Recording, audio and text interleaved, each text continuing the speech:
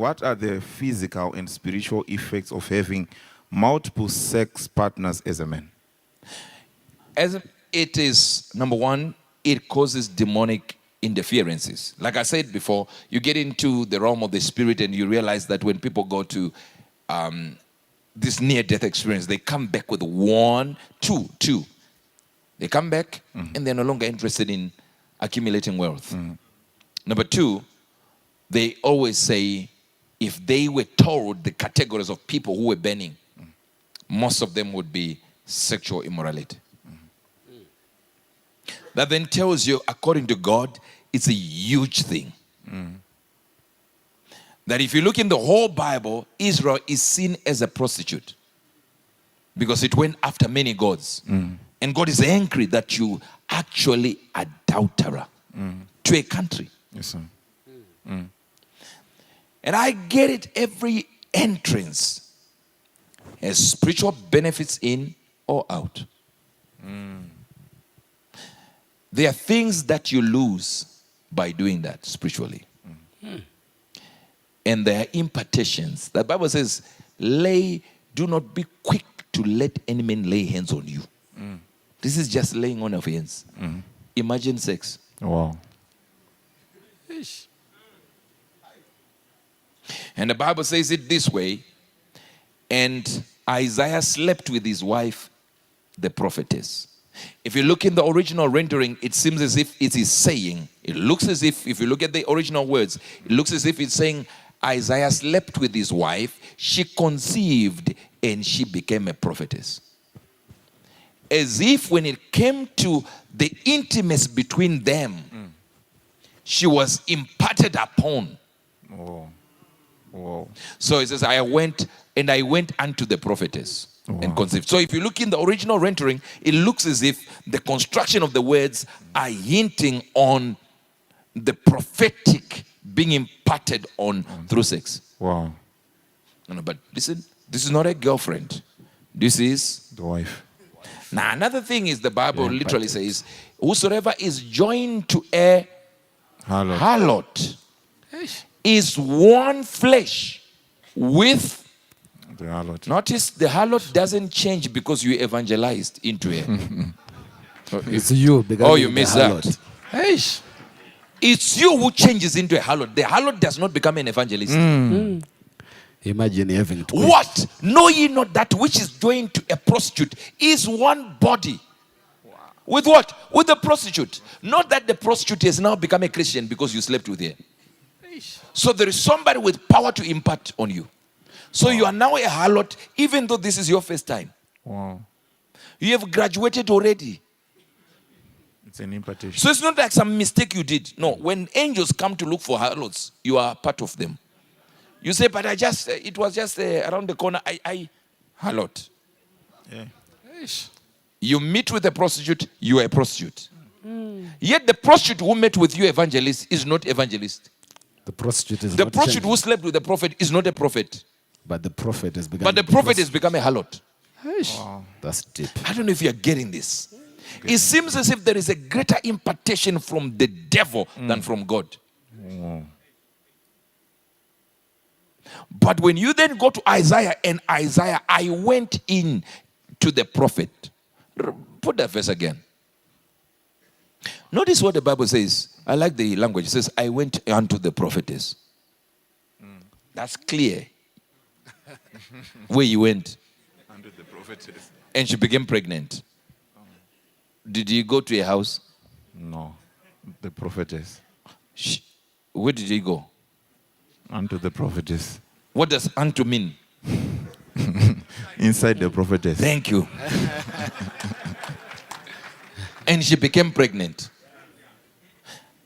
Now that means he was able to get to the prophetess, and the prophetess was not affected and did not become a harlot because the person is a prophet and she's already holy. Now when an unholy person sleeps with a holy person, the holy person takes the impartation of the unholy. Not that the unholy is cleansed by the holy. I don't know if you are getting this. Getting it. So this is something you need to understand, even if you're watching me and you're a prostitute. Whosoever you slept with who is holy has become like you. Imagine the impact. It's just too much. So are we saying God has no ability like that? Where did the devil copy it? Because the devil is not a creator. That means if your wife is something, the intimacy between you and your wife will cause your wife to assimilate into your giftings. Wow. Although she's not like a prophetess or a prophet, she then takes on some of the things that are yours. Because you deposit DNA. I understand from the university that we cited that time that women have the ability to retain the substrate from the DNA of the man who sleeps with them. To the point that some children of other men, if your wife has slept with another person, she's the only one who knows what that person looked like.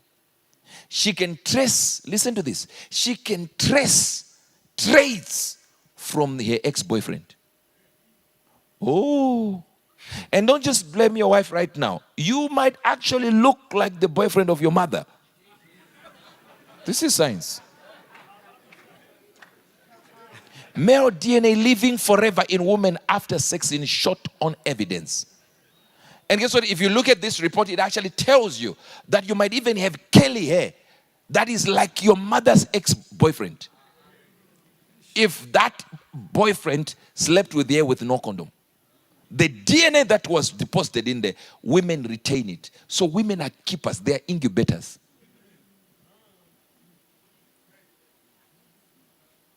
So in other words, your children are not your own alone.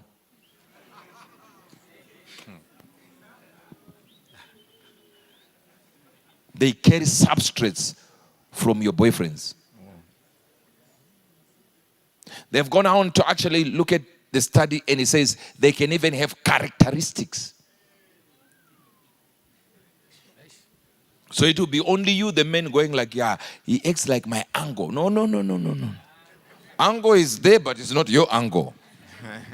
It's your children's uncle. I don't know if you're getting this now. Yes, sir. So if women are able to do this, that means when you sleep with a woman, you deposit part of you. Let me explain to you now. Hear this. Your DNA is part of a whole lot of generations that are locked up within your loins. That means the man's duty is to deposit the history of his family into the womb. So women are history keepers. That's why we need sex. We want to release our history. And we're moving with at least 500 million sperms each and every time. Guess what we want to do?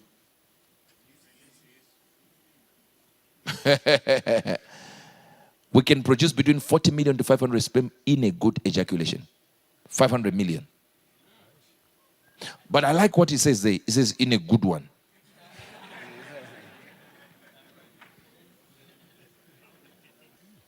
I don't know if you're getting this now.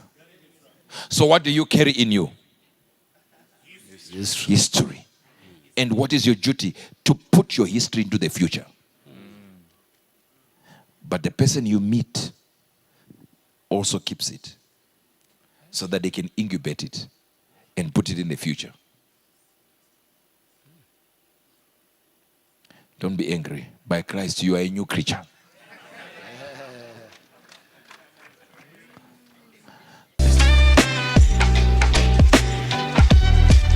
Laugh News World. Networking the world with godly laughter.